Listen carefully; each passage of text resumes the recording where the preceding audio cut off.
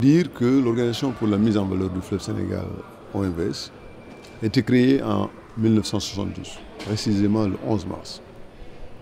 Sa création a été, il faut le dire, largement motivée par le souhait, mais plus qu'un souhait, l'engagement des pères fondateurs à l'époque, le président Ahmed Ould Daddah de Mauritanie, le professeur Senghor du Sénégal et Moussa Traoré du Mali. Engagement pour briser la fatalité de la sécheresse à l'époque qui avait sévi dans le bassin et qui avait décimé troupeaux et généré des pertes humaines sans doute, mais aussi déclenché un vaste mouvement d'immigration. Et pour conjurer le sort et ne pas céder devant la fatalité, les chefs d'État ont décidé de régulariser le cours du fleuve en maîtrisant les ressources en eau pour le développement de l'agriculture d'abord, l'agriculture irriguée. Le potentiel, il est estimé à environ 400 000 hectares, sur lesquels aujourd'hui 200 000 ont presque été aménagés. Et ils ont aussi voulu, à travers la maîtrise de la ressource en eau, créer de la richesse par l'atteinte de la sécurité alimentaire, mais aussi la production de l'hydroélectricité, qui, comme vous le savez, est une électricité peu chère et propre, surtout dans le contexte des changements climatiques. Et aussi, le troisième volet de ce programme d'infrastructure, c'était assurer la navigabilité pérenne sur le cours d'eau, et ça, 12 mois sur 12 de l'année. Alors, des des trois volets du programme infrastructure dont j'ai parlé, 2 ont largement été réalisés avec des résultats aujourd'hui tangibles. Que ce soit dans la vallée, je l'ai dit tout à l'heure, les aménagements permettent aujourd'hui à l'agro-industrie de prospérer, mais surtout aux populations de tirer des revenus de l'agriculture vivrière et d'autres spéculations. Mais l'hydroélectricité, qui est le deuxième volet aujourd'hui, irrigue à travers notre réseau interconnecté, on va dire Dakar, Nouakchott, Bamako, à travers ces lignes de transport. Un courant moins cher qui vient, on va dire, accroître les possibilités du mix énergétique de ces pays-là. Le projet de navigation, qui est le parent pauvre de ce volet infrastructurel, est en passe aujourd'hui d'être réalisé. Je dis en passe parce que sur le chemin critique étaient les études. Elles ont été toutes réalisées. Sur le chemin critique était également la mobilisation du financement. Sur ce chemin critique, des progrès significatifs ont été réalisés. Le ministre l'a dit, nous avons signé un contrat commercial avec une entreprise indienne, qui est un partenaire solide, et à travers elle, il y a une manifestation claire d'intérêt d'Exim Bank de l'Inde à financer le projet. La Covid, avec ses effets dévastateurs, a créé un ralentissement, on va dire, notable. Mais bon, ce qui est important, c'est que nous sommes à une étape qui permet d'espérer que très bientôt les travaux commenceront pour draguer le fleuve afin que la navigation soit pérenne. Parce que la navigation saisonnière, nous l'avons rétablie. Aujourd'hui, en période de haute eau, on peut partir de Saint-Louis jusqu'à Ambidédi, sur 905 km. Maintenant, en draguant le fleuve, dans le cadre du projet de navigabilité avec le financement indien, cette navigation sera en toute saison et en tout temps. Je ne suis pas sûr que ce soit aujourd'hui ici le lieu de tirer un bilan. Encore moins, je pense, à moi de le faire ici. Je pense que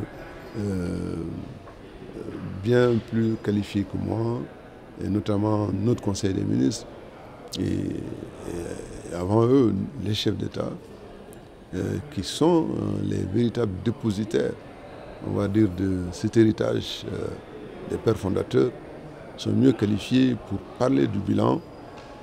Mais ce que je peux dire déjà, c'est qu'il y a des repères, en tout cas, sur le chemin qui permettent de dire que l'aventure a été, on va dire, sans doute un peu difficile au départ, mais qu'au bout, on n'est pas encore au bout sans doute, mais aujourd'hui il y a des résultats tangibles qui justifient amplement la création de cette organisation. J'ai parlé tout à l'heure de l'atteinte de la sécurité alimentaire, en tout cas sur le chemin de l'atteinte de la sécurité alimentaire. J'ai parlé de l'approvisionnement en eau potable, largement rendu possible à cause des infrastructures de l'organisation. J'ai parlé de l'hydroélectricité, dont l'offre va s'accroître au fur et à mesure que nous réalisons les barrages dans cette direction. Il y a la réalisation du plus grand barrage qui est prévu par exemple en Guinée, le barrage de Koukotamba, qui va apporter à peu près 300 MW. C'est-à-dire Manantali plus à peu près 100 MW. C'est beaucoup. Beaucoup dans ce contexte de changement climatique où l'énergie propre est absolument une ressource à valoriser.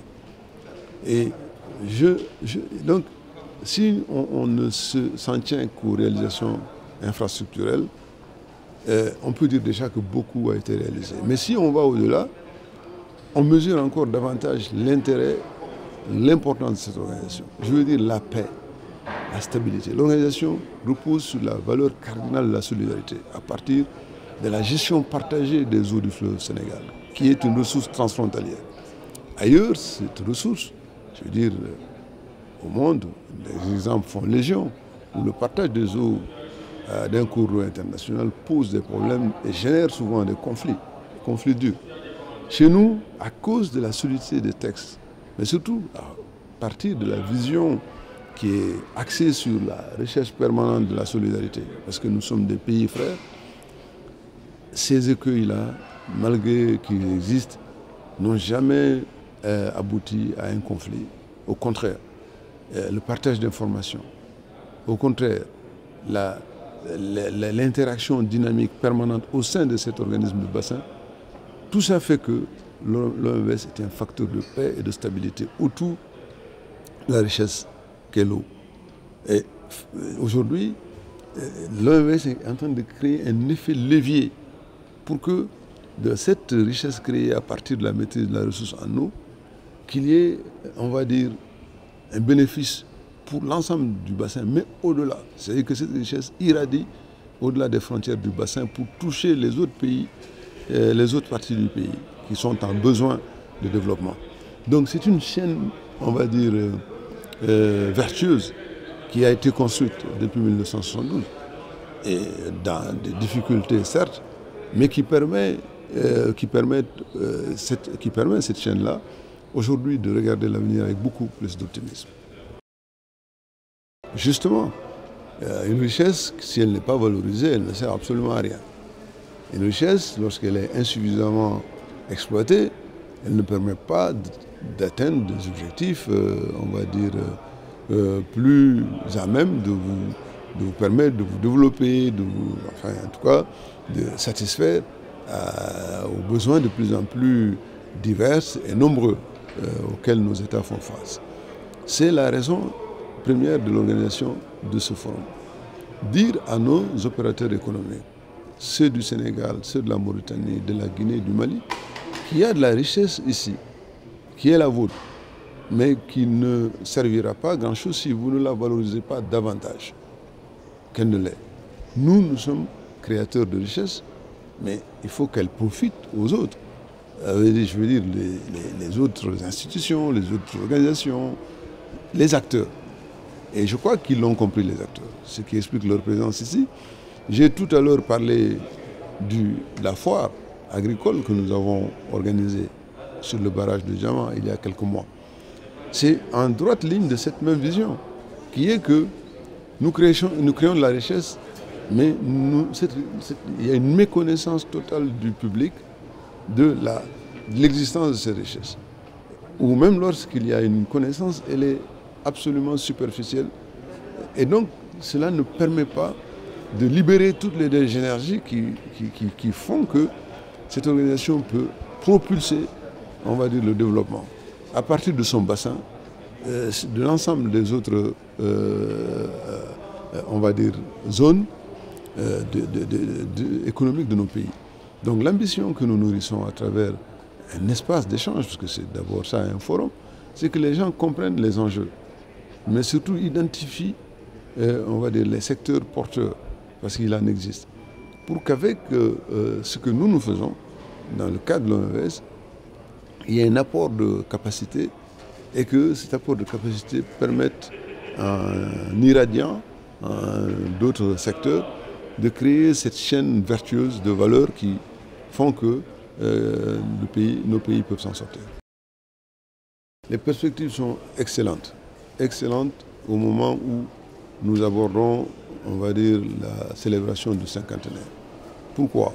Parce que je l'ai dit, nous avons un socle en béton, un socle institutionnel qui aujourd'hui fait notre fierté et que beaucoup regardent avec envie au monde.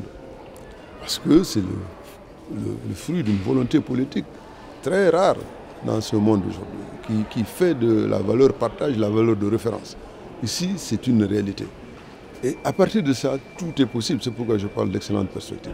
Je ne peux pas m'appesantir que sur les infrastructures, parce qu'elles sont là.